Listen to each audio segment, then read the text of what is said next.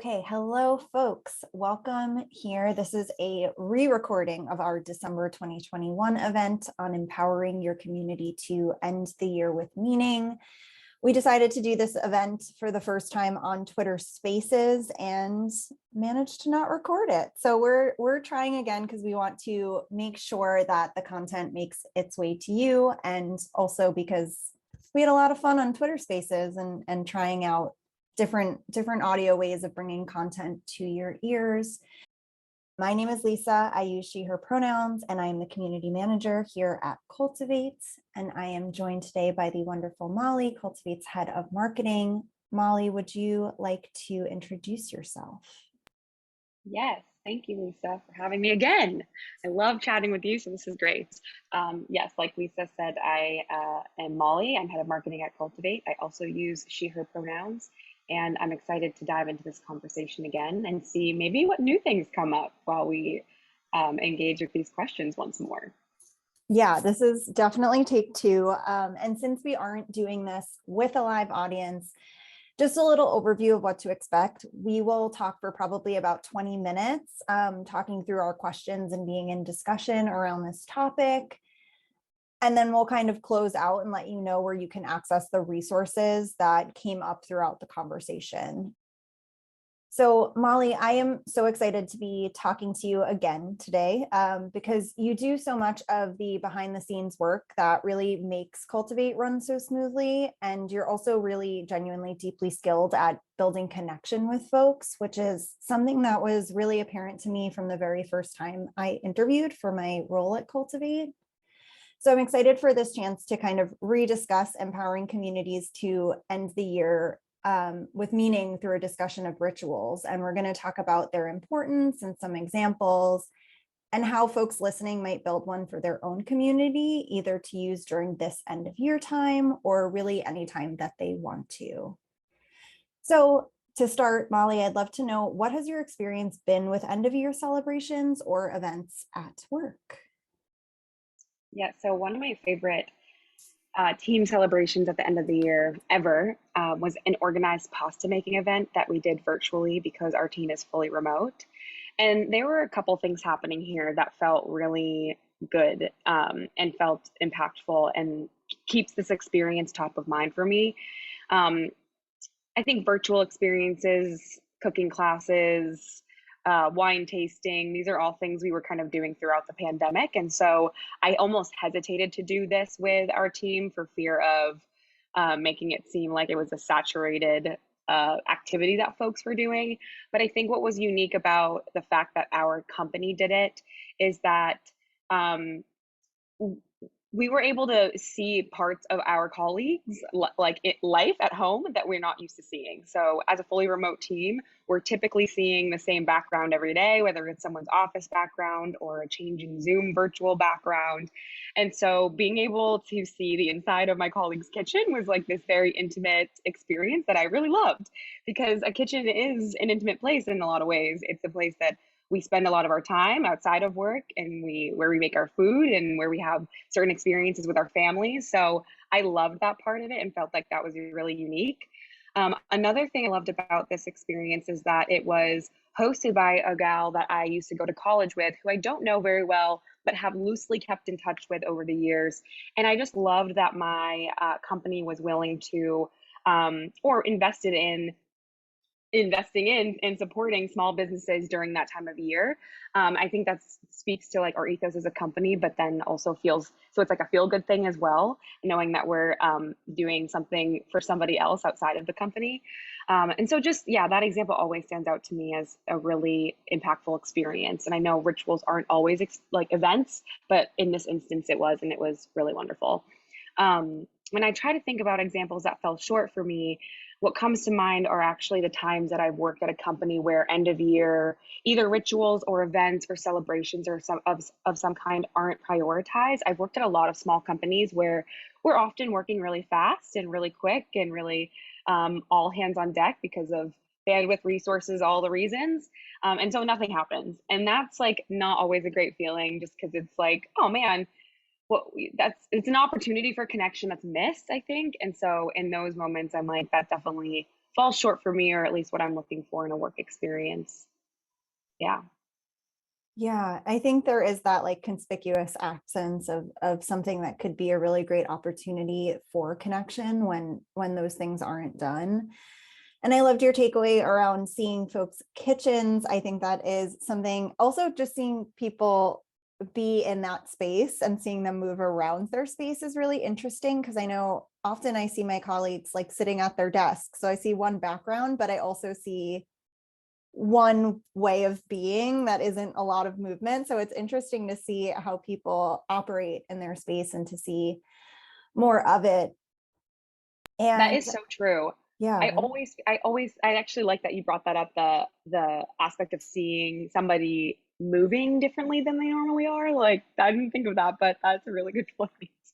yeah. And one thing I do want to bring up too, we have a community member in our cultivators community, Amanda H, who actually does run virtual cooking classes. So if that is something that appealed to you and Molly was describing it, we can make sure that that link is available with this post so that folks can kind of check her out and maybe bring yourselves into the kitchen, experience your colleagues or your community members' kitchens, and kind of get out of the box and doing something new and different and creative together.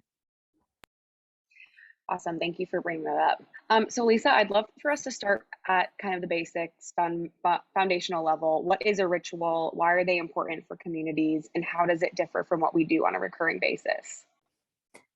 Yeah, rituals are one of my favorite topics, and I kind of felt super lucky to be able to talk about them in this event, because I think rituals are just a deeply human practice. And they've been around throughout recorded history as part of community building, like maybe called something else, maybe looking like something else, but human cultures, really, regardless of their context or their time period or their belief system, are truly cultures of ritual. And rituals, what I mean by that is that they are a shared way that we create and recognize meaning and strengthen bonds. So you can do that in a family system, you can do that in social communities, workplace communities, really any grouping of people in which you have an ongoing relationship. So when we think of events like weddings, graduations, funerals, even conferences, gestures like welcoming someone new to your community or onboarding someone at your company, or maybe when someone leaves your company, giving them a gift for their years of service, all of those things are ways that we create and mark meaning as a group. And they're really meant to say something about us. The reason that we're talking about ritual today is really to recognize the power of shared practice in community and creating those cultural touch points for your members. So rituals are a reinforcement and a celebration of your membership and of your group values. And they really present opportunities to strengthen your community, to reinforce your purpose, and to create new opportunities for sharing and connection. One thing I do kind of want to go on a little bit of a tangent about is that I want to differentiate community rituals from community habits. So when I think about habits, they are things that are recurring activities or duties. So you can think of things like your weekly core team meeting or monthly community meetups or anything like that. And you can really recognize those habits because they tend to hold the same format without a whole lot of deviation. And they have a clear purpose, they recur fairly frequently. When we think of those, I kind of like to compare them to community bumper rails because they keep us going in the direction that we want to go. They don't need a whole ton of frills, but they are really necessary to keep your community sustainable and to help it thrive. Rituals differ in a way because they are special and they hold that extra meaning. And because of that, and because they tend to be more intentional and therefore maybe take more time, they are usually rarer. I like that differentiation, which I'm not sure if maybe this was because I was just trying to figure out how to tweet from Twitter Spaces last time, but I think I might have missed that in our conversation last. So I'm glad that we're having this again so that I can pick up different parts of the conversation. because I think I've definitely thought of habits as rituals before, and I think that it is important to treat them differently and to see them as different things. Yeah, and I think you need both, right? Like you can't build community on rituals alone. You also like can't build it on habits, or I guess you technically could build it on habits alone, but I think that you would really lose the opportunity for something special in not including those rituals and those kind of reinforcements of meaning. So one thing I kind of forgot to note was that, and I think you mentioned this a little bit earlier in the conversation, that they're not always events. Events might be the thing that we think of most frequently when we think of rituals, but they don't have to be events. And as I was brainstorming for this conversation, one thing that came to mind for me was when I started at Cultivate, you actually sent me a welcome gift. And it was really rad because in opening it, everything from the way it was packaged to how each item was chosen told me something about the company, about the culture, about the values that I was stepping into. And it was a really, really impactful experience to receive not only the welcome gifts, but also the other things you sent, like you sent the ability to kind of get a meal for myself when I was maybe a little overwhelmed coming on for the first day. And I think there was just so much thoughtfulness there in that welcome ritual. And I wonder if you would just talk a little bit about how you created that gift and why it maybe felt important to send and what you were hoping to convey in the sending of it. Yeah, definitely. And I'm glad that it made you feel that way because that was the intention of it, right? So I think what's interesting too about my situation, our company situation, is that we're really small. We have a small team, and a lot of companies have entire teams dedicated to creating that experience for new team members, right? And we don't have the same resources and bandwidth, but I think that's often a trap we can get into as smaller organizations is thinking that some things are just not within our means because we don't have the team members to focus on it or the time to focus on it. Especially those types of experience designs that maybe don't show impact right away, but are those surprise and delight moments for a single person that might really make a difference for them.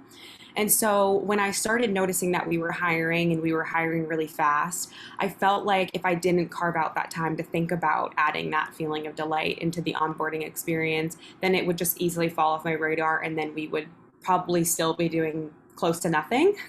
And like you were sharing, the experience you felt is very much what I was hoping to convey, or was hoping our new team members will feel when they receive it.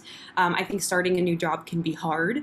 It can be really scary. It's a courageous time to go through a whole interview process and know you're being judged a little bit and then accepted. It's all kind of a little bit bizarre, and then you're kind of part of this new team, but you're the new member, so you feel like the newbie, and it can just be a very daunting experience. There's this Twitter actually tweet that I found and I screenshot it for this conversation that was like, being at a new job is so embarrassing for no reason. And it's like, it's so true. It's like all of a sudden you just are second guessing everything you say and do and every movement you make, and you just are trying to fit in so bad.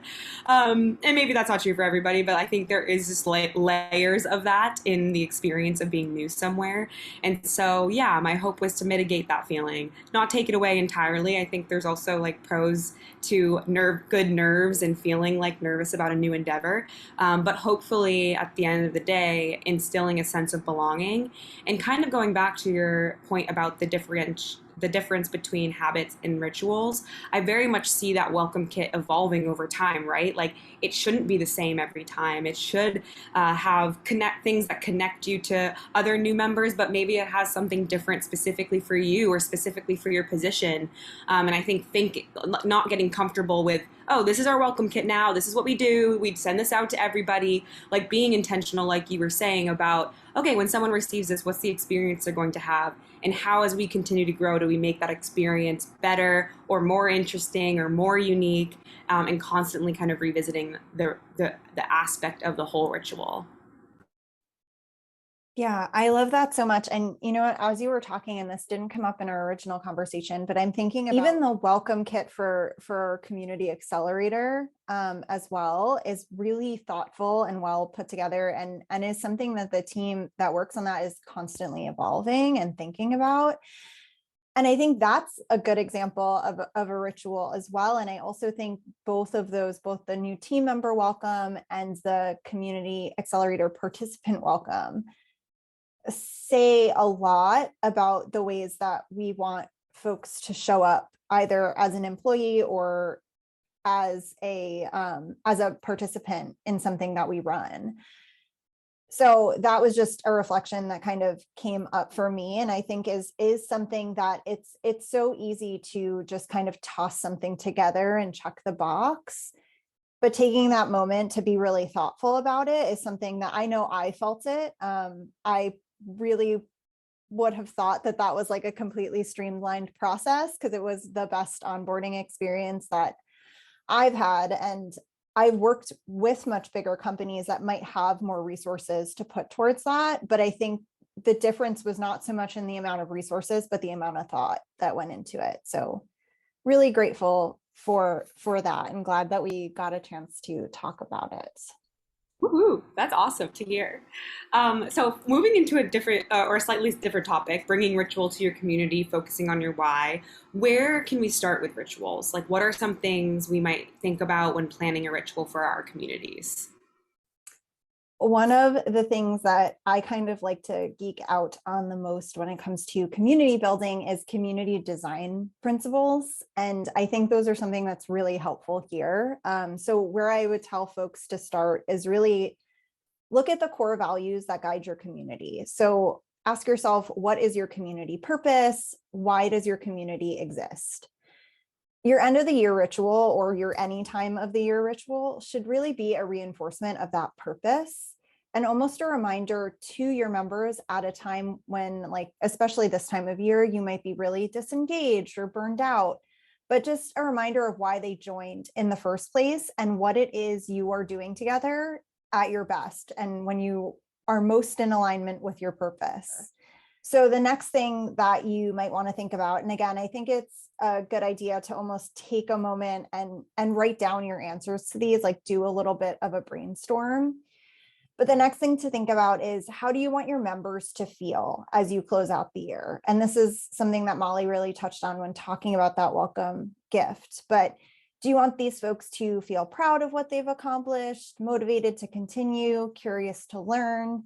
Do you want to really put forward the connection that they have with each other?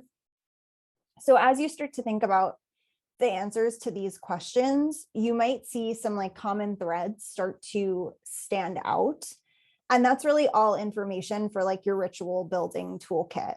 So I think the first place to really start is with those questions and taking some time, maybe setting aside a half hour to really think about what comes up for you so that you can start building your ritual from a strong foundation of that purpose. So something that you're bringing up for me is reminding me what Penny brought up in the Twitter Spaces live conversation. So when you talk about tying rituals, end of the year rituals, especially back to your purpose, the purpose of your community, what comes to mind for me first is storytelling. So like, what stories like will reinvigorate or remind or instigate these feelings of purpose in your community? And like, going back to what Penny was saying, how do you as a community leader or as like the leader of this group almost not ask your community members to come with those stories? How do you have those stories prepared to share so that people don't have to really do the work at the end of the year to like pump themselves up? You're already prepared to tell those stories. And maybe that's just like, over the course of the year, you're collecting stories and you have these bank of celebration or milestones or things that like at the end of the year you can tie with a bow, tie with a ribbon and just say, hey, look at all these celebrations that we can celebrate together. Yeah, I just feel like there's something there that's interesting in terms of like stories to align with purpose, but also like as the community manager doing a little bit of that work along the way so that you have stories to share and so that folks can come and not not necessarily be burdened with sharing their own wins, but like are surprised and delighted by like, oh wow, people were recognizing what I was up to or what we were up to along the way, and the stories are already there, ready to be celebrated. Yeah, one thing, and again, this is not something from our original conversation, but this just came up when you were talking about that. I actually used to go to a gym that I think did a really good job of actually creating a community. Like I've been to a lot of gyms. I think most of us have. And it's just a place that you go. It's a building with some facilities in it, and you go and you use it, and then you leave and you don't think about it again. And I think the difference of this one experience was that every time we came in, first of all, you had to show up on time for a particular session. And the reason that you had to show up on time was that the coach would start out with a story, and they would kind of set this baseline that had all of these, it's set really back to the values that the gym was built upon, things like perseverance and grit, and holding other people up, like all finishing together, those type of things. And these stories, I mean, some of them were really silly. Some of them were parables, some of them were stories about real people, some of them were something else. Sometimes they were about animals. But what they did is they really helped us feel like a community and kind of reminded us of who we are at our best, and also set us going into this workout as something more than a workout, as a community building experience. So that's a little bit of an example of almost like a daily ritual, because they did this every time. But I think it's something that could be widely applicable outside of that context, because it's something that is constantly, it's like a thread reminding you of your values and why you're doing the thing, and helping you move forward together. So Molly, now that we have like talked about centering on our values and we know how we want our members to feel, what are some other things that you think we should consider when creating an impactful ritual for our communities? So I think, especially if we're talking about end of year rituals, going back again to Penny's anecdote about, okay, folks are burnt out, they're tired, they're exhausted, it's been a long year. That's any year, but especially this year and the year before with the pandemic, um, people are tired, and so to I think what we run into challenges with at this time of year is that engagement piece, right? And having folks come fully engaged. And so, how can you kind of help that sort of symptom of end of year time, chaos, etc.? And I think when I was reflecting on this, you can answer this in a multitude of ways, but I think just some general recognition and acknowledgement that not everybody is going to show up or approach end of year rituals the same way. For some people, end of year rituals are a very important part of the community experience. And for others, it might be the bane of their existence. And I think that that's okay. I think we should create for those who appreciate it, want it, need it, and use them as your like core truth. And then for folks who are like, 1 foot out, 1 foot out, 1 foot in, 1 foot out, that's okay. It might just require us as community leaders or folks who are responsible for creating those rituals, or events or whatever end of year celebration you have in mind, to just be super clear about what's required. And I put that in air quotes because nothing really is required, of course, but of course there's ways that you would hope your team would show up as just general team members, right? So like, for instance, maybe one of the requirements for part of the end of the year is, coming to this end of year ritual or experience or connection point with a token of gratitude for one of your colleagues. And just like, that's the bare minimum that we're asking of you. Come with that. It's really important that we all participate in this. And then maybe there are more, maybe you expand that and make it into a bigger, more intentional experience for members, but that's a more optional thing if folks want to engage in that way. And I think that just having those, that option and it not being this black and white, you're engaged or you're not, type of environment is just really helpful for like meeting people where they're at this time of year. Yeah, I love the note of kind of creating different ways for folks to show up. So there's this thing that we do together, and then it's kind of a choose your own ritual adventure, and folks can can be honest about how they're showing up, which I think is something that's really powerful about community, is the ability to like, we're doing something together, but you get to come as you are and we want you here. So I really love that note. And I think it's so important. Yeah, and I would say, like, I also want to recognize that in that from that point of view, if you agree with that, that's a bit burdensome, right, on the person who's planning or facilitating this ritual, right? Because now you're asking this one person or this small group of people to really consider like the multitude of the ways people want to experience something. But that's why I say the importance of create for those who really appreciate it and need it, and just allow that flexibility to exist and not take it personally if folks are a little bit disengaged or not interested in all of the things. And I think that that helps alleviate pressure from the community leader perspective or the facilitator perspective, and also the people who are participating. Yeah. It also feels like a really honest way to show up as a community leader too. I agree. So, as we kind of wrap up here, what else do you think is important for a community ritual to mark the end of the year? Yeah, as I was kind of planning for this conversation, one of our colleagues mentioned that her daughter was in a Christmas Carol play, and that kind of got me thinking about the ghosts of Christmas. So bear with me. I promise that you do not have to care about or celebrate Christmas in order for this to kind of be useful in building your community rituals. But in the story, in case you're not familiar with it, there are three ghosts, and one kind of shows the main character the past, one kind of shows the present, and then one of them shows a possible future. So with that in mind, I'm going to kind of ask you to bring the ghosts of community to your next ritual. And especially around the end of the year, I think this is important because, like Molly was saying, folks are likely checked out, they're burned out, they have a lot going on, probably professionally and personally, that they have to handle. So I think it can be a time for a lot of meaning making. I think that you can use this time to engage in a letting go. So look at what you did this year, look at the past. What did you accomplish at the, like, as a community, and what impeded that progress, if anything? So maybe like all you did this year was learn what didn't work, but also just acknowledging that that's good information to move forward with. I think it's really important, if you can, and if it feels relevant, to build in a moment to look at what did you want to leave behind and what are you letting go of as you move into 2022 as a community. So the next ghost of community would be the present. And I want to hold the space there for celebration. So what did you do this year? And I think that there aren't enough moments held for celebration.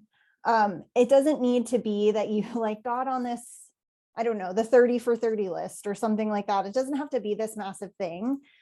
I think most folks just like and appreciate having their efforts and their work acknowledged. So maybe members had some professional wins, maybe they had personal wins. What could you really lift up and celebrate about what they did this year and what you did collectively? And one of the ways that we're doing this at Cultivate is creating our annual report. So kind of reflecting on where we're at, what we did in 2021, and using that to kind of recognize our work and set the stage for what comes next. And then again, moving into the future. So moving into like that third ghost. I call this one visioning into the future. So thinking about, what do we want to happen next? So do we have a shared sense of how we want to move forward in 2022? And I think of the kind of cheesy plane fact that like a plane takes off and has a destination and that is then off course 90% of the time. But because it has that clear destination, it arrives, even though that seems kind of impossible. Your community, in the same way, can really only be effective at reaching its goals if you're moving towards shared goals and you all know and agree on what those are. So taking this time of year to really ground into a shared vision is incredibly important in motivating your folks and also just moving into 2022 with solidarity so that it can be the most fruitful. Love a good metaphor. It's a great way to wrap up this conversation. Thanks for sharing that, Lisa. Yeah, of course. So I will wrap up. We will not have a Q&A because we don't have an audience on this re-record. But I do want to mention that we made a little bit of a resource. So we've created a worksheet for you, and that'll help you to create meaningful and values-aligned rituals for your community during this end of year time, but really any time that you feel like you could use one. You can check that out in the Cultivators community or linked with this audio. We'll make sure to put it in the post.